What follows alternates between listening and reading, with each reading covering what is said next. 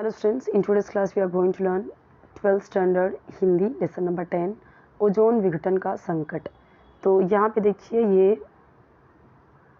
पूरा इसका दिया गया है लेखक परिचय। लेखक हैं डॉक्टर कृष्ण कुमार मिश्र, उनका ये परिचय दिया गया है यहाँ पे। और उसके बाद यहाँ पे देखिए उनकी रचनाएं, उन्होंने क्या लिखा है, जो रचनाएं उन्होंने लिखी हैं ये एग्ज़ाम में पूछ सकता है, तो आपको अच्छे से आना चाहिए। विधा परिचय यहाँ पे दिया गया है, विषय प्रवेश दिया हुआ है, तो आप देख सकते हो इसे। उसके बाद यहाँ पे देखिए हार्ड वर्ड के मीनिंग दिए गए हैं जो बहुत ज़रूरी है आपको लर्न करना। देख सकते हो आप इसे अच्छे से। यहाँ पे मैं कुछ भी एक्सप्लेन नहीं कर रही क्योंकि यहाँ पे जो हार्ड वर्ड है उसमें तो है ही, सिंपल हिंदी में भी दिया है, हिंदी में उसका मीनिंग, और इंग्लिश में भी दिया गया, तो आप देख सकते हो यहाँ पे।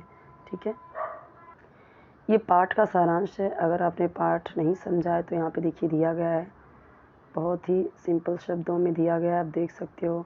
ओजोन विघटन आप समझ ही पा रहे हो कि ओजोन लेयर की बात हो रही है यहाँ पे, और जिसकी वजह से क्या क्या खतरे हो सकते हैं, किस तरीके से हमें स्किन कैंसर लोगों को हो सकता है, वो चीज़ें यहाँ पे बताई गई हैं। और ये सारी चीज़ें साइंस की बातें हैं, आपने ज़रूर पढ़ी होंगी ये साइंस में 6वीं 7वीं में। ठीक है, तो देख सकते हो ये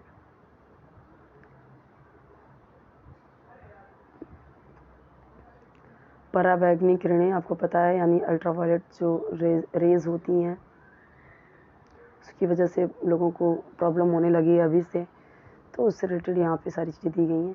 अब यहाँ पे देखिए ये जो क्वेश्चंस दिए गए हैं, आप सबका आंसर देख पा रहे हो यहाँ पे। ये एक दिया गया है गद्यांश और इससे रिलेटेड क्वेश्चन आंसर दिए गए हैं। अब पर्यायवाची शब्द देखिए, पानी का कितना सारा है, जल, नीर, पय, तोय, दुनिया, संसार, जग, जग, जगत, लोक, ये सब दिया गया है। भूमंडल में पानी बुरी तरह से प्रदूषित हुआ है, इस कथन को स्पष्ट कीजिए। तो देखिए बहुत सही दिया गया है, इस तरीके से निबंध वगैरह भी आपने लिखा ही होगा, तो इस तरीके से आप लिख सकते हो। और ये कुछ भी एक्सप्लेन करने जैसा नहीं है क्योंकि ये सारी चीज़ें हम अपने नॉर्मल ज़िंदगी में देख रहे हैं।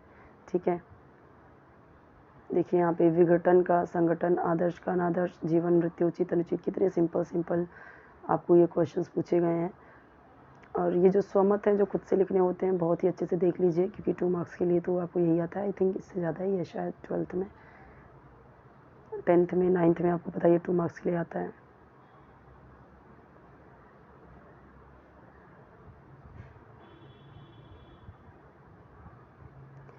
बिल्कुल क्लियर है, यहाँ पे आपको हर एक सब्जेक्ट की वीडियोस मिल जाएंगे, मैंने प्रोवाइड किया हुआ है हर सब्जेक्ट का, हर चैप्टर का आपको मिल जाएगा, अलग अलग प्लेलिस्ट बना हुआ है, आप चेक कर सकते हो।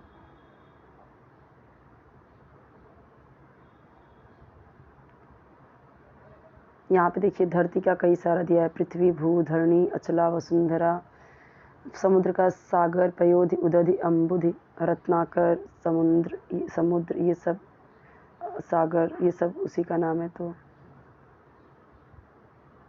ग्रीन हाउस गैसों के उत्सर्जन को कम करने के उपाय अपने शब्दों में लिखिए। ग्रीन हाउस यानी आपको पता ही है ये चीज़ें, तो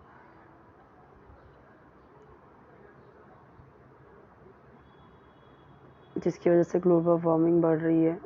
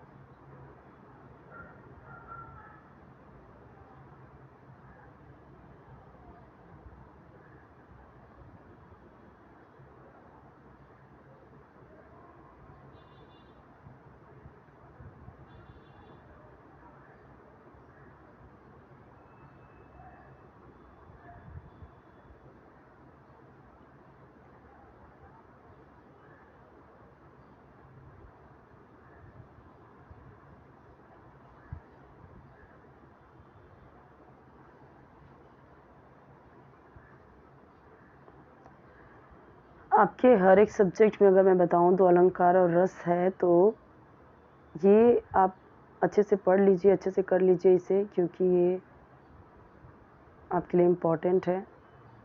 ये सारी चीज़ें मैं आपको हर चैप्टर में बताती हूँ, जो व्याकरण के पार्ट है। ठीक है, चलिए एक बार मैं वापस से आपको अच्छे से ये क्लियर दिखा देती हूँ, सारे पूरा पेज दिखा देती हूँ। अभी कोई डाउट रहे कमेंट पूछिए। चैनल सब्सक्राइब करना मत भूलिए, वीडियो को ज़रूर लाइक कीजिए, फ्रेंड्स के साथ शेयर कीजिए, और आपको कोई वीडियो चाहिए तो आप मुझे बताइए।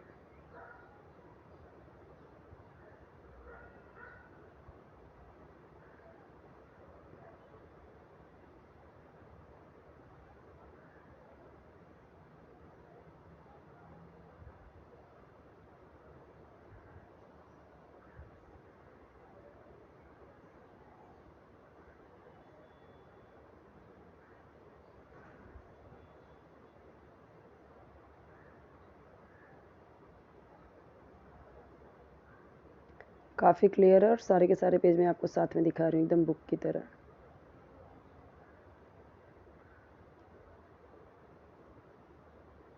सो आई होप कि आपके लिए ज़रूर हेल्पफुल होगा। हेल्पफुल है तो आप ज़रूर चैनल को सपोर्ट कीजिए, जिस तरीके से चैनल आपको सपोर्ट कर रहा है। वीडियो को लाइक कीजिए, फ्रेंड्स के साथ शेयर कीजिए, और कोई भी वीडियो चाहिए तो आप मुझे कमेंट में इसी तरीके से बताते जाइए। ये सारे आपके कमेंट्स पे ही बना रही हूँ मैं। फिज़िक्स का भी मुझे कमेंट आया था, तो मैंने उसके भी बना दिए हैं 2-3 चैप्टर, तो आप देख सकते हो। और आपको कोई वीडियो चाहिए तो आप बताते रहिए इसी तरीके से, ठीक है। और बाकी की आपके हर एक सब्जेक्ट की वीडियोज़ अपलोडेड ही हैं। डाइजेस्ट आंसर की मैं बात कर रही हूँ, एक्सप्लेनेशन किसी का भी नहीं है। हिंदी का आई थिंक है, इंग्लिश का है आई थिंक। तो अगर आपको और भी किसी सब्जेक्ट का चाहिए एक्सप्लेनेशन तो आपको मिल जाएगा, ठीक है।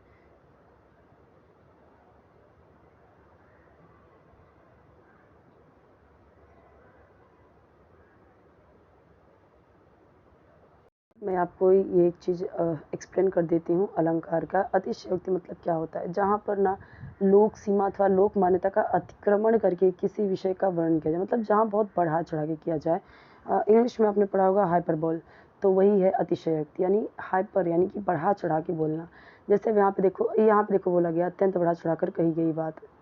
अतिशय यानी बहुत अति करके बोला गया हो।